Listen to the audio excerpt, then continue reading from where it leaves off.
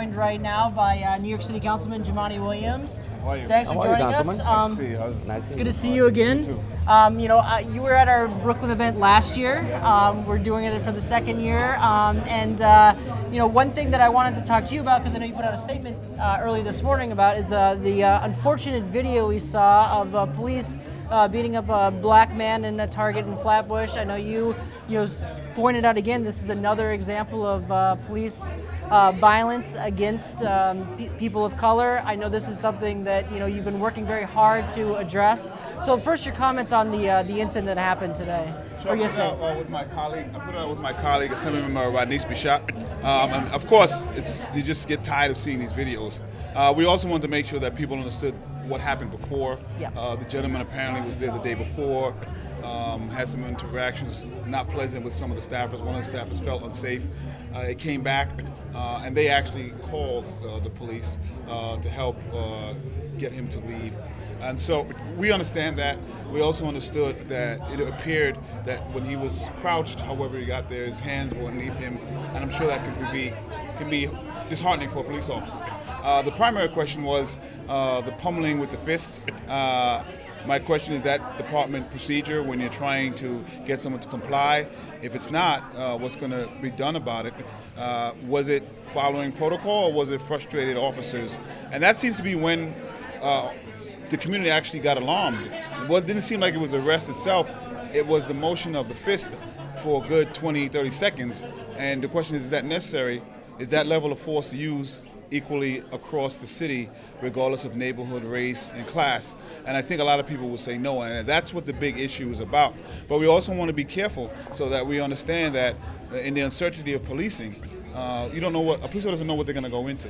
So we want to make sure we balance that out. But we have very real, not perceived, but very real issues with over policing that we have to continue to address. As Brooklyn, and we're celebrating the growth of Brooklyn, the coming into this age, finally being a borough of where the future is being looked at, and it isn't Manhattan anymore. It's like they ran out of space in Manhattan and of creative people, I guess. But going back to that incident, have you spoken to the commissioner, to Bratton? Did you call? What do we have to take this conversation? Because, like you state, it's repeated cases of people of color, young men that are black and Latino and Asians who actually get beat up most of the time. What is it that they don't get the excessive force part? Is it that we invite? Is it the attitude of the person?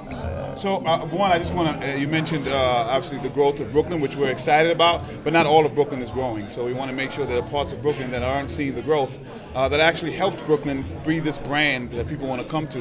So we want to make sure that growth extends across Brooklyn and not just some sections of Brooklyn. What parts of those that are being ignored? I think there's some parts of southern Brooklyn that are being ignored. It seems and we highlighted some of those in the magazine. I wanted to point out that it's not all roses in Brooklyn right now. Yeah. So we just want to make sure we keep that in mind, that the growth continues.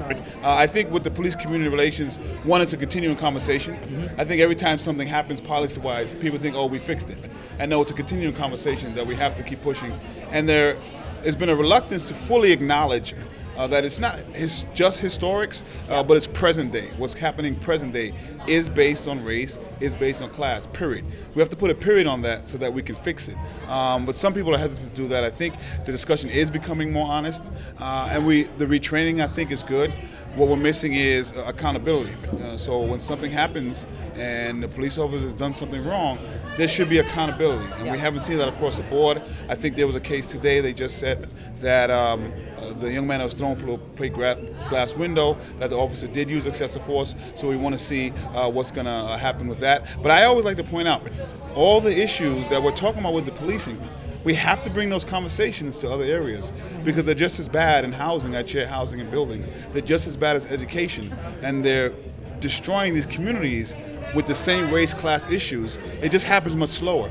So we don't see the fever and the fervor that we should see in those areas, but we do see with the policing, which is good. We have to fix that. But if we don't fix the other issues, we don't fix education, we don't fix housing, we don't fix the unemployment rate, it's a vicious cycle that we're going to continue.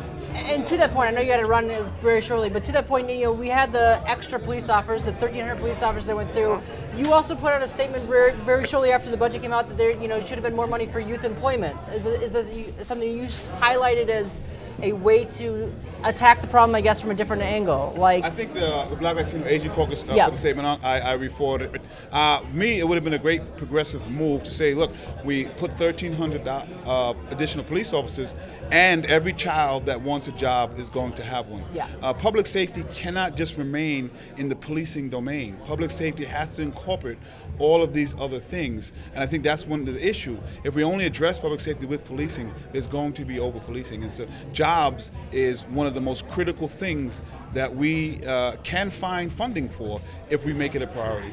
do you feel like your colleagues in the city council are receptive to that message? Oh yes, I believe they are. I think it's going to take some time in the way the cycle goes, but I think if we found $170 million for the police officers, I think we should be able to find $100 million for some youth so that every child does have a job. But we did find $34 million, which I'm happy about. We upped the amount of SYP. There was a couple of new programs. Councilmember Borrero has it all year round. We put some more funding into the Gun Violence Task Force, the crisis management system that's very specific to the places that have the crime.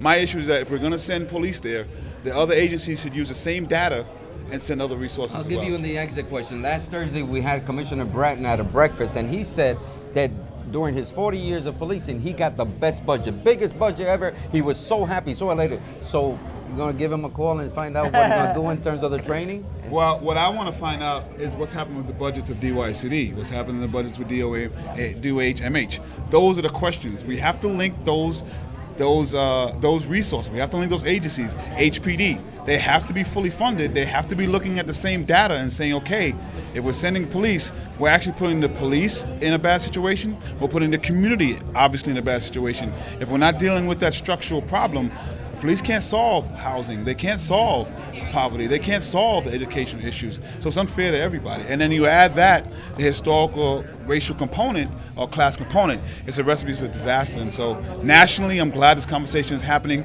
and I think it needs to continue and hopefully broaden. Great. City Councilman Jumaane Williams, thank you so Thank much you for so joining much. Thanks for having me. Enjoy, Good seeing you. enjoy Appreciate the it. night.